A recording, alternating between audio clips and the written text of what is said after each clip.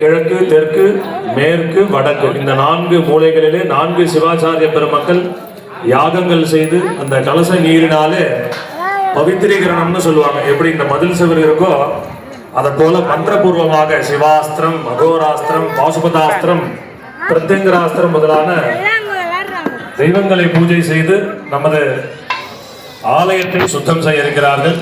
அதனால நாளை காலையில் எல்லாரும் இதை போலவே 9 மணிக்கு அங்கே இருக்கணும். எல்லாரும் சாலை விநாயகர் கோயிலுக்கு எல்லாரும் வரணும். சுவாமி என்று நான் எதுவும் எடுத்துக்கல அப்படின்னாலும் பரவாயில்ல, எல்லாரும் வரலாம். அந்த ஊர்வலத்தில் எல்லாரும் கலந்துக்கலாம். நிறைய விதமான வாத்திய கோஷங்கள், நிறைய விதமான நடன கலைஞர்கள்லாம் வராங்க. பல்வேறு விதமான வாத்தியங்கள்லாம் சாலை விநாயகர் கோயிலேருந்து நாளைக்கு வரப்போகிறாங்க.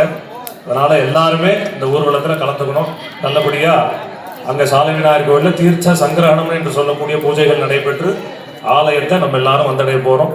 நாளை மதியம் 12 மணியிலிருந்து 1 மணிக்குள்ளாக இந்த இடத்துல மகாபூர்ணாகுதியும் தீபாராதனையும் நடைபெற்று வந்த கலைப்புக்காக எல்லாருக்கும் நிறையவே பிரசாதம் தருவாங்க. ஏன்னா நிறைய தூரம் ரொம்ப தூரம் நடந்து வரீங்க. அதனால் நாளை மாலை நமது யாகசாலை பூஜைகள் துவக்கம்.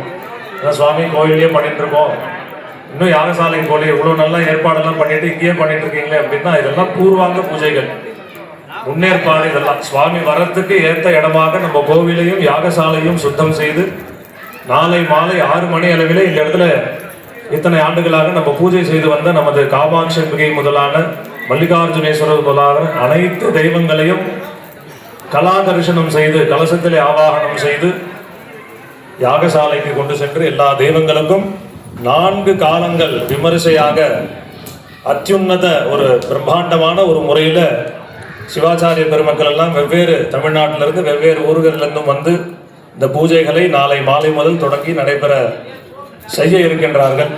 அதனால் எல்லாரும் ஒவ்வொரு வேளையும் பூஜைக்கு வரணும். எல்லாரும் சுவாமியினுடைய அனுகிரகம் எல்லாருக்கும் கிடைக்கணும்னு பிரார்த்தனை பண்ணிக்கணும். இப்போ மகாபூர்ணாகுதியும் தீபாராதனையும் பிரசாதங்களும் கொடுக்க போகிறாங்க. அதனால் கொஞ்சம் தூங்கிட்டு இருக்கவங்களாம் முழிச்சுக்கலாம், தெம்பாக இருக்கலாம். சுவாமி எல்லாரும் பிரார்த்தனை பண்ணிங்க. எல்லாரும் எழுந்து நிற்கலாம், முடியாதவங்க உட்காருங்க, எழுந்துக்கலாம் எல்லாரும். ஓம்